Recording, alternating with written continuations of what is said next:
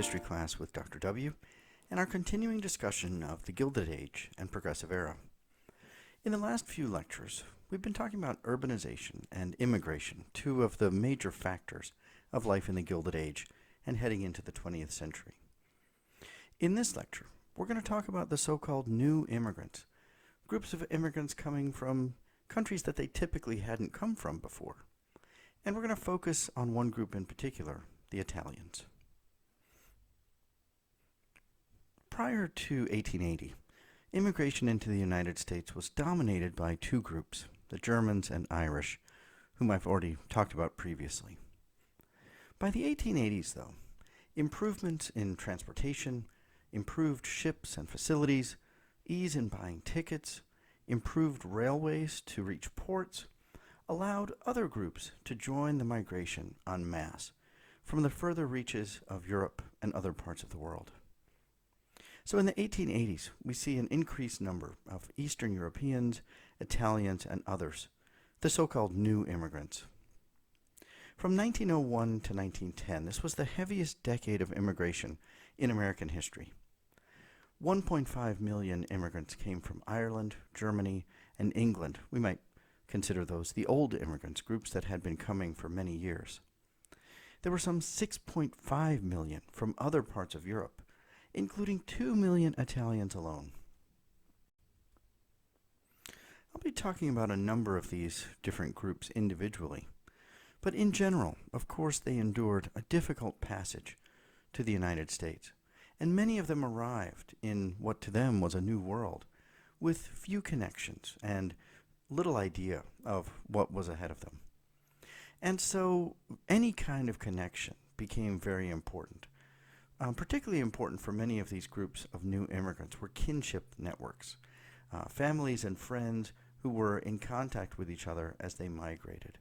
And sometimes these kinship networks might not be close family or even anyone that you had met before, but a family member who knew someone, any kind of connection became very important.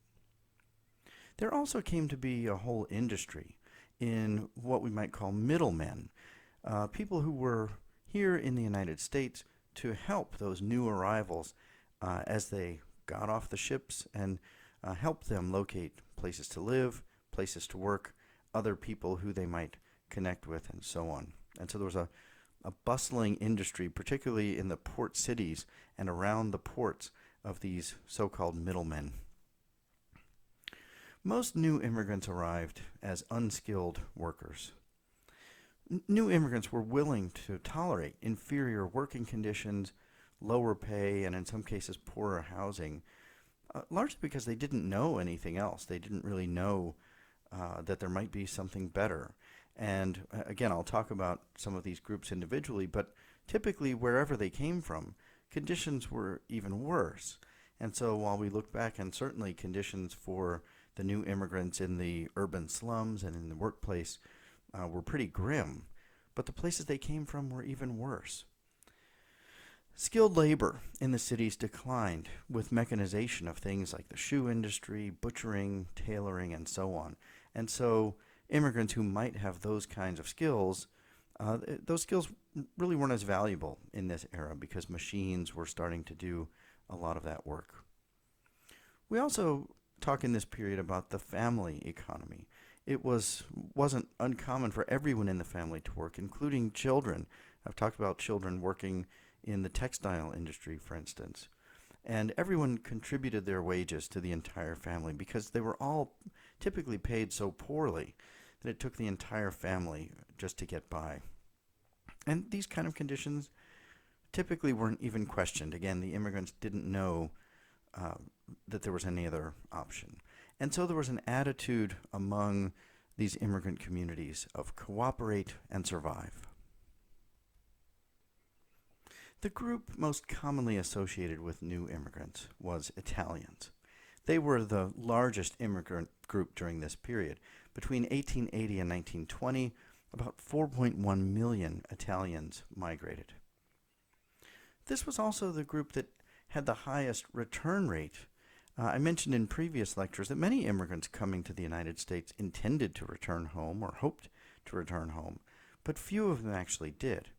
But among the Italians, this is a little bit different because actually somewhere between 30 and 50% of Italian immigrants did return home, at least at some point, and a number of them made the passage numerous times back and forth.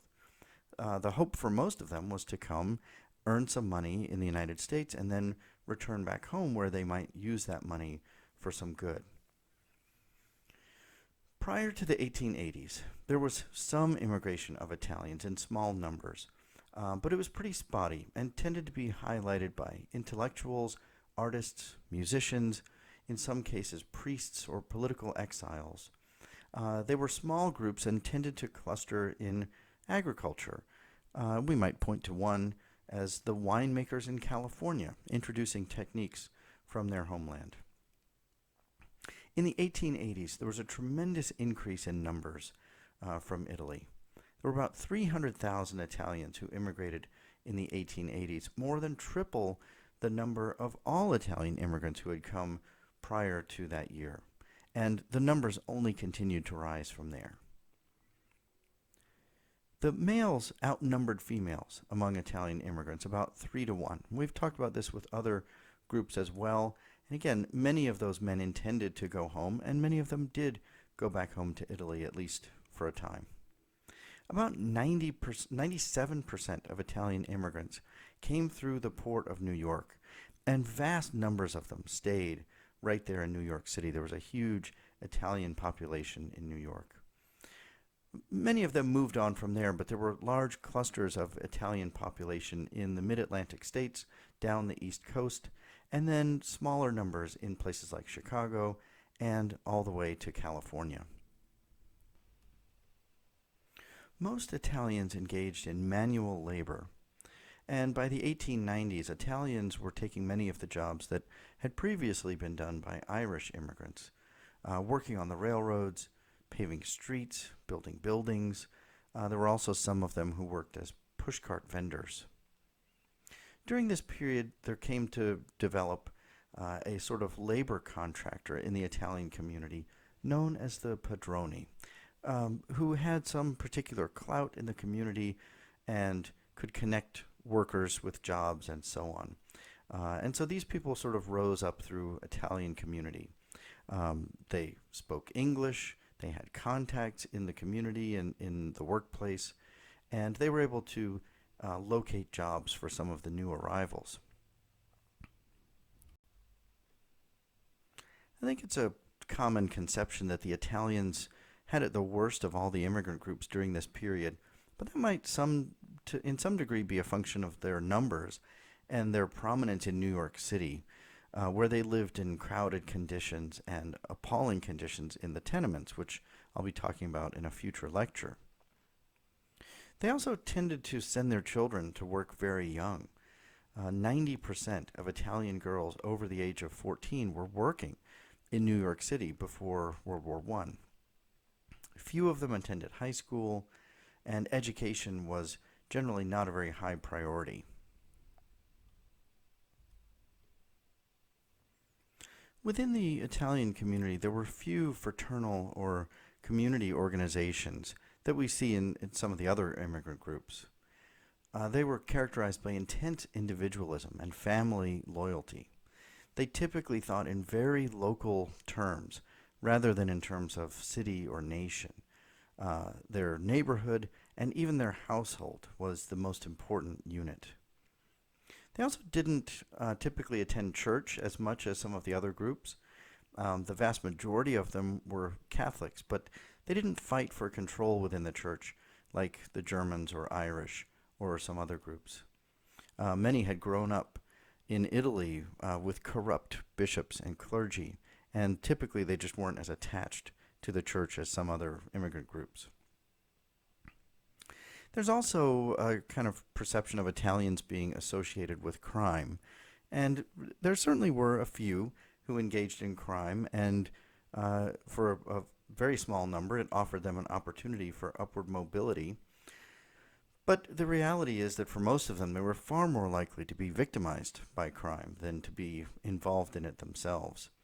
And so the reality is really somewhere in between the extremes of the sort of Godfather movies and complete innocence at the other end. So there certainly were criminal organizations with largely Italian American membership, but nothing approaching conspiracies and ties to Italy directed by organizations from the homeland, as we might think. And in terms of Italians and politics, most of them considered themselves Italian and were interested in returning back to Italy. And so they didn't really dive into American politics in the way that some other groups did. They maintained their Italian culture and identified with Italian ways of politics. There were always a few exceptions, like Fiorello LaGuardia, the mayor of New York City in the 1930s, and some others along the way. But Italians, when they were politically active, they tended to be active in radical political movements, such as the anarchist movement, because again, they didn't identify immediately with American-style democracy. These ties culminated in 1927 with the execution of Sacco and Vanzetti, who were two Italians tried for robbery and murder. They didn't receive a fair trial and came to symbolize the dangerous ideas and deeds that foreigners could bring. This was in the heated atmosphere of the 1920s, which in some ways falls beyond this course. But the idea is this association between Italians and radical politics. I'll be coming back in future lectures and talking about Italian immigrants within a number of different spheres as we talk further about the Gilded Age.